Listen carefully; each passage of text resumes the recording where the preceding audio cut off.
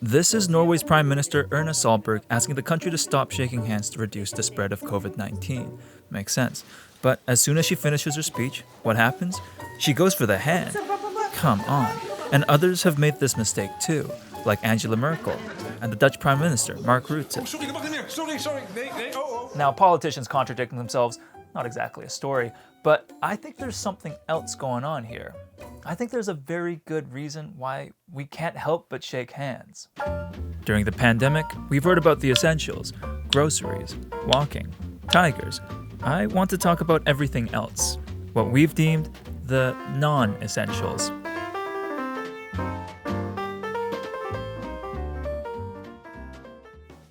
Okay, so we all get it. Handshakes are gross, and during these unprecedented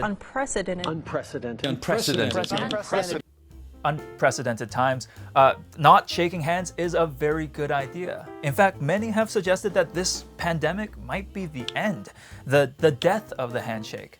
But I've noticed something. As we all decided to stop shaking hands, we've turned to alternatives, like the elbow bump or the Wuhan kick. We're not getting rid of the handshake, we're just replacing it. So to me, there's clearly a bigger reason behind the handshake. And that's what I want to understand. The why. Why do we shake hands? Well, it turns out that's a very complicated question. If you look into the history of the handshake, you'll find that nobody knows exactly where it came from. It just pops up here and there in different societies over thousands of years. Some historians believe that the handshake started as a gesture of peace. When you're shaking hands with someone, you're not trying to kill them. You can see that in this stone relief from almost 3,000 years ago, showing a handshake between the rulers of Assyria and Babylon. Notice that their hands are touching each other, not their swords. But for the followers of Mithras in ancient Rome, the handshake was an important ritual of initiation, which showed you belonged to their secret order. Hop over to medieval Norway, and the handshake, or hand fasting, was recognized in the law for closing sales contracts and oath-taking. Then fast forward to 17th century England, where the Quakers used the handshake as a friendly greeting, an act of defiance against more traditional hierarchical greetings like the bow, the hat tip, or the curtsy, which were expected at the time. All that messy history has left us today with a messy gesture. The handshake actually means a lot of different things. It depends on who you are, where you are, and what you're doing. When you walk across the stage at your graduation and shake your professor's hand, that's a different handshake to the one you give after coming to a business agreement. The casual handshake you give your friend means something very different than the much more formal handshake you might give at a job interview.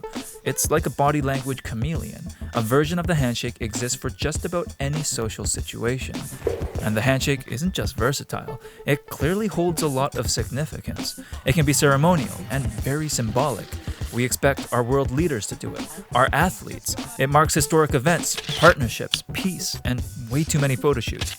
On the other hand, not shaking hands can have serious consequences. Refusing to shake hands has gotten people kicked out of the Olympics, denied French citizenship, even killed. Okay, I'm being dramatic, but the point is that this gesture has become intertwined in our history, society, and its values. But the handshake is far from perfect. In fact, it can be a little problematic. Handshakes can be minefields for awkwardness, confusion, whatever the heck this is, and judgment. A limp handshake tags you as unconfident, but too strong a handshake, and you're a manipulator. If your palms are sweaty, you're weak, mom spaghetti. The rules aren't clear either. How long do you hold a handshake for? And do you shake once, twice, or not at all? That's it. One thing for sure is that the stakes can be high. A study found that handshakes influence the outcomes of job interviews, and another study found that longer than expected handshakes could cause anxiety. The handshake is almost like a test, and as a result, many feel like they have to study and prepare for it. There are countless tutorials instructing how to give a proper handshake to make a great first impression or nail a job interview. But the handshake isn't even a great test. While many are convinced that handshakes can tell so much about a person, the research suggests that the only personality trait that you can accurately guess from a handshake is extroversion. Anything else is speculation. And the worst part is that it's not even fair. Research also shows that your handshake can be judged differently based on your gender and your race. I'll admit, I found this pretty frustrating.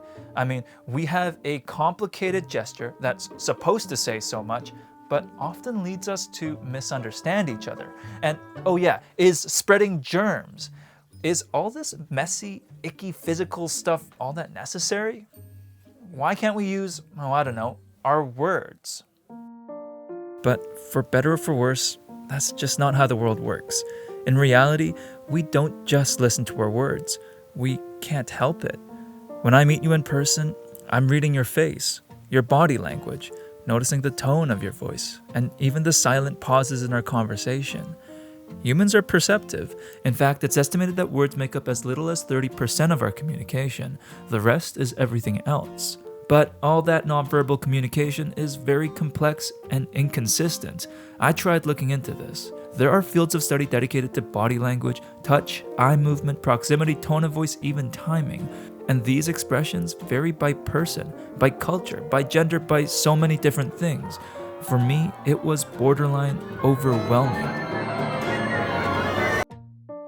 I think something like the handshake is one of our attempts to standardize and simplify our nonverbal communication, a slightly less messy gesture to contend with our very, very complex ways of communicating with each other, to show that we want a good relationship with trust, respect, maybe even friendship. Is it perfect? Of course not, but without it, I think we'd be left with more confusion, not less.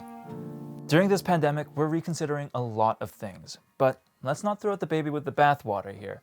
We very well could get rid of the handshake, but we can't get rid of the reason why the handshake exists. We can't erase the handshake, we can only replace it. And that replacement will have some pretty big shoes to fill. When you are near me and touch my